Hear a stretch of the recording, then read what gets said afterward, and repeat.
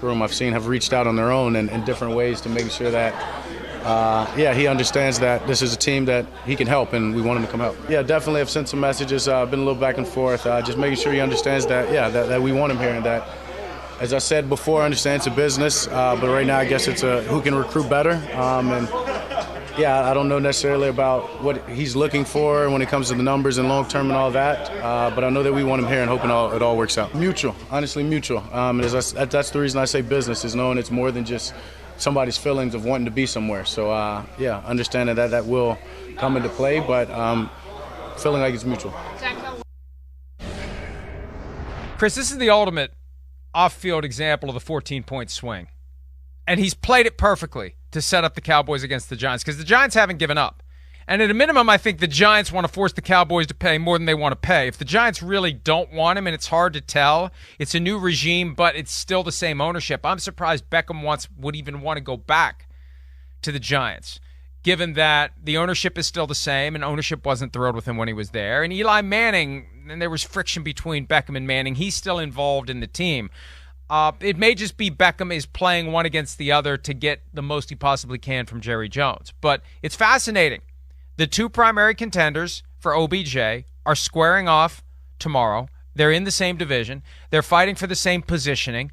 And whoever gets him is going to be better and will keep their arch rival, from getting better in the process. Fascinating mid-season free agency tug of war playing out before our eyes. Yeah, it is. It's a little, rivalry within the rivalry here, and certainly could help out both teams. I'm with you in the fact that, like, Odell, I'm surprised with the whole Giants thing as well. I had heard that there was interest in him, like the Giants, not necessarily from the Giants, but that Odell had kind of had the Giants on his radar early on in this whole process here. And I was a little surprised to hear that too, with the way things ended. And I was also wondering the same thing you were. Like, would the Giants even really want him back? I mean, from pure football reasons, it makes sense. It does, especially for the way their team is right now. They want to run the ball. Daniel Jones runs the ball. Saquon runs the ball. Teams play man-to-man. They don't really have that guy that can scare you. Darius Slayton's kind of emerged as that guy. So that's where it makes sense. I don't know if it necessarily makes sense for Odell, though. I don't think the Giants are ever going to be a team that's going to really be like, throw the ball 40 times a game. We're going to play through Odell and the passing game and make things happen that way. That's where I would be like, it's a little dicey as far as the Odell decision there. You could end up going to the Giants and playing a lot of games where I feel like, yeah, you could come away and Saquon runs the ball 25 times. Daniel Jones runs the ball 14 or 15 times. A few other guys, and you go, yeah, you only got 2 or 3 targets today.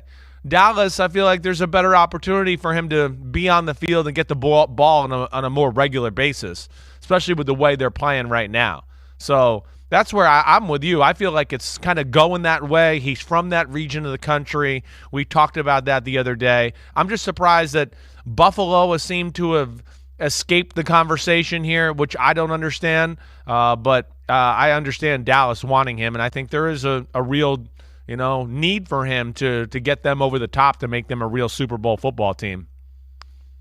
The first word of Beckham flirting with the Giants emerged earlier this year after Sterling Shepard got torn hurt. his ACL. Right. He went to visit Shepard, and it wasn't technically a visit to the team. It wasn't reported by the team as a visit because he didn't meet with any coaches or executives or personnel other than Shepard. And I know that there are some in the league that still think that should have been officially reported by the Giants. It doesn't really matter. Everybody knew he was there.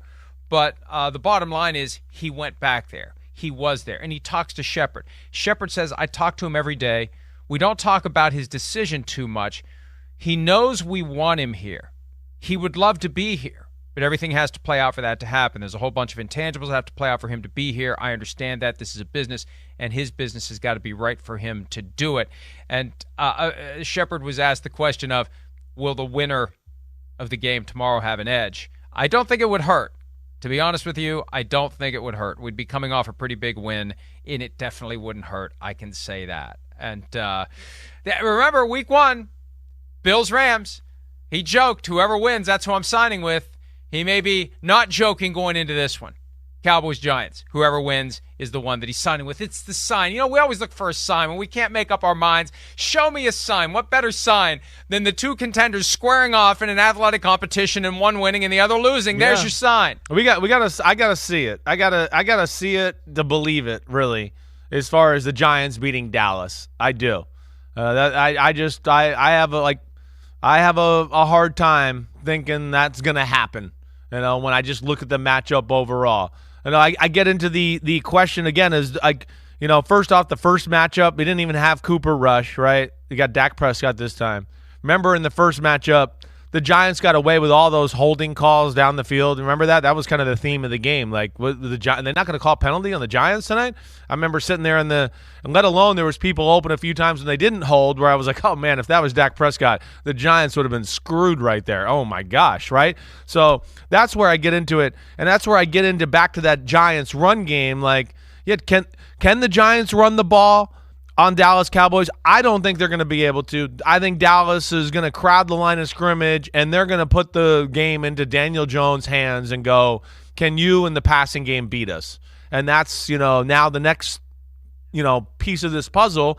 And I just don't think the Giants have enough pieces in that puzzle to scare the Cowboys in the pass game enough. As we just discussed, Darius Slayton's really the only guy that, if you're playing bump man-to-man where you go, ooh, man, this could be a little scary. This guy could run by me and go to the house. Other than that, there's nobody that exists on their roster that's like that. And I just think that's tough against a Dallas team that's got some really good cover guys and some, a pass rush and all that. So I guess what I'm saying, Mike, is I don't know. If the Giants can't run the ball, I don't know how they win the game. I guess that's what I'm saying. And, that's a theme that has been relevant all year. Run the ball, stop the run. And you're right. If you can't run the ball against the Cowboys, you're going to have Micah Parsons and company all over you, and it's going to be very difficult to get the passing game. Can they replicate Justin Fields and the Bears and what they did a little bit? That's the other thing, too, that we saw. That gave them some issues. Yeah, crowd the line of scrimmage, but he's faking the run here, and a quarterback that's got some speed and enough to get on the edge and scare us that way. Maybe the Giants will have answers in that department, but I have a hard time believing that. And again, even with Dallas, I know they lost 2 weeks ago to Green Bay, but even watching that game back and everything, I mean, there was no question in my mind they were the more talented team on the field. They just had some game plan issues that I think if they played them again, they'd readjust, and Dak Prescott didn't play well in that game. I look at Dallas to be a little bit in another class compared to the Giants.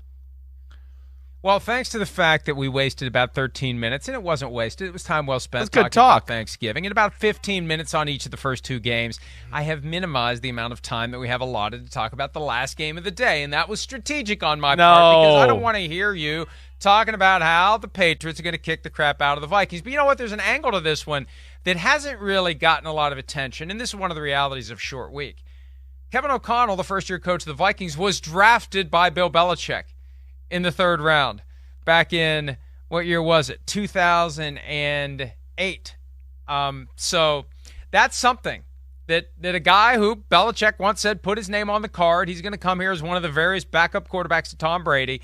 He now gets a crack at being the first Vikings coach to face the Patriots without Tom Brady. That's the last time the Vikings beat the Patriots, the 2000 season, with Brady on the roster but not on the field. The Vikings won that game. They had a 7-game winning streak to start the season, and that season culminated in 41-0, not 40-3, 41-0 against the Giants in MetLife Stadium in the NFC Championship. But that was the last year the Vikings beat the Patriots. They are 0-5 against the Patriots since then. Every one of those games, Tom Brady played quarterback. Now they get a crack at them without Tom Brady, O'Connell the coach, and so what do you think? Do you think your team can move the ball on them? Do you think you guys can move the ball consistently up? Yeah, I mean, that's a big question. Not without Christian Darrisaw.